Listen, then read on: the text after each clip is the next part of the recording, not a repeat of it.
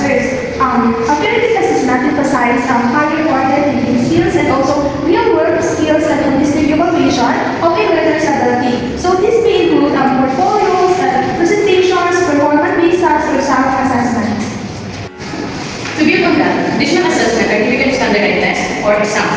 They focus on recalling facts and the results are often scored in a binary, partial, right or wrong.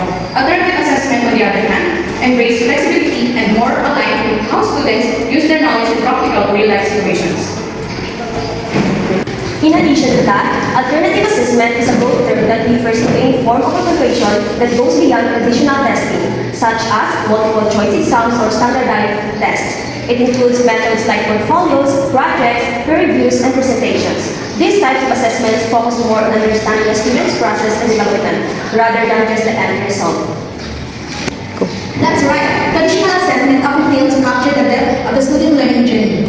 With alternative assessment, we are able to assess skills like critical thinking, creativity, and collaboration. A key principle is that assessment is not only about the final answer, but also about how students arrive at the answer, helping them learn throughout the process itself. Absolutely. One of the principles of alternative assessment is its emphasis in authenticity. It should reflect real-world tasks, which means students engage in assessment very simple, the actual challenges they may face outside of school. This encourages deeper learning and ensures students understand the application of their knowledge. So, another crucial principle is flexibility. Unlike traditional assessment, alternative assessment allow to vary formats. Some students may excel in oral presentation, while others might together with reports or multimedia projects. This flexibility ensures that all students can demonstrate their learning in a way that suits in their strengths. Great points! So, how does alternative assessment help in terms of students' engagement?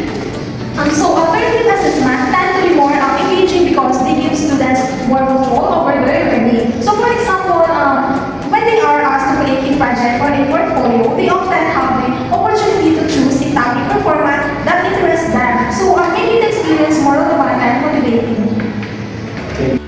Plus, alternative assessment tend to be more reflective and involve self-assessment. Students can take their time and think critically about their work, track their progress, and identify their areas of improvement. This type of ongoing feedback is really empowering for students. So, from teachers' perspective, so alternative assessment provide a much rich viewers of student abilities. So, we get to see their growth, their problem-solving skills, and their ability to apply knowledge in different contexts. So, it's not just about grades, but about fostering deeper lifelong learning.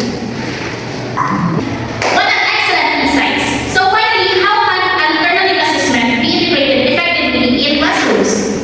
So about planning, teachers need to clearly define what they're assessing and create rubrics that align with their learning objectives.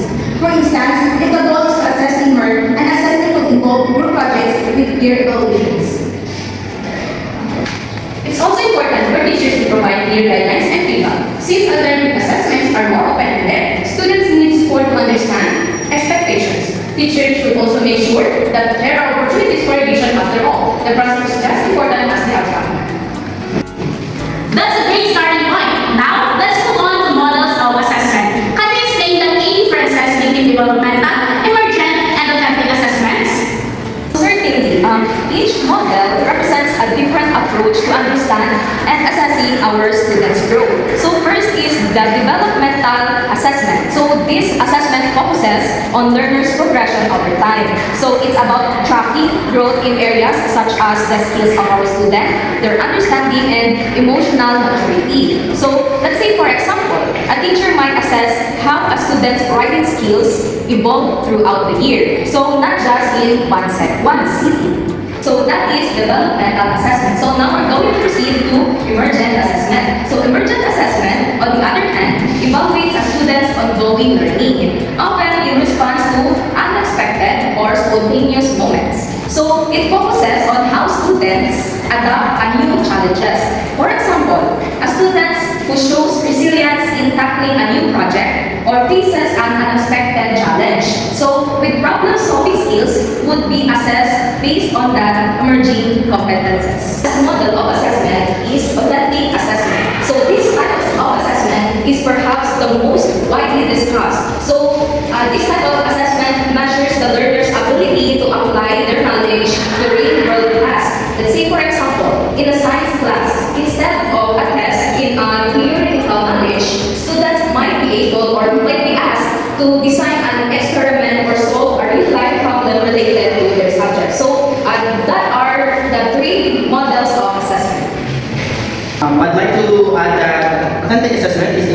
very powerful because it doesn't just measure rote knowledge, and it also tests the student's ability to transfer and apply what they learned in the practical situations.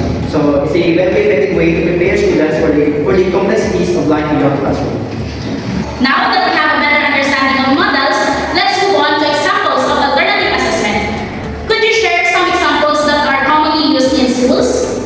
Definitely, some examples include first, portfolios, a collection of students' work over time that shows their progress and reflections. It's a comprehensive way to understand growth rather than just a single snapshot. The second one is project-based learning. Students are given real-world problems to solve, and their ability to approach, analyze, and present a solutions become the primary assessment. And what's more, that's number 6. Third, peer assessment, self-assessment. This is encourage students to assess their own or each other's works, which foster reflection and critical thinking. Fourth is presentation and process. This allows students to demonstrate their understanding or skills through spoken, written, or creative forms of expression, which particularly beneficial in subjects like arts or language. Are some fantastic examples. It's clear that these assessments encourage deeper engagement in the material. But like anything, there are pros and cons. What are the advantages and disadvantages of using alternative assessments? Let's start with the advantages. First, holistic evaluation. Alternative assessments consider a broader range of student abilities and provide a more comprehensive view of a learner's progress. Second, encourages critical thinking and problem solving. Since students engage in real-world tasks, they develop skills that go beyond memorization. Adding to that is students' better learning. So this assessment focuses on the learning process, allowing for individual expression and unique approaches to problem solving. So the last one is better preparation for the real world. So by simulating real-life scenarios, alternative assessment better prepares students for practical challenges. However, there are also some disadvantages. First is the time consuming. Designing, implementing, and assessing alternative assessment can be very consuming for both students and teachers. So next is the subjectivity of grading. Since the assessment can be often involve open-ended tasks, they can be harder to grade fairly and consistently, which might introduce bias. Would you like to add, Ms. Miguel? Third is resource intensive. Not all schools have the resources needed to implement alternative assessments effectively. It requires more planning, tools, and sometimes technology. The last one is pressure on students. Some students might find performance-based assessments stressful, especially if they are less comfortable with public speaking or hands-on tasks. I think it's important to consider both sides when integrating alternative assessment into classrooms. It's clear that they offer opportunities to support deeper learning, but also come with challenges. Exactly. As we move forward in education, I believe a balanced approach is a key. So, we don't need to throw out traditional assessment altogether. But using them alongside alternative assessment will give a more accurate and well-rounded picture of a student's abilities. That's a great point to end on. Thank you all for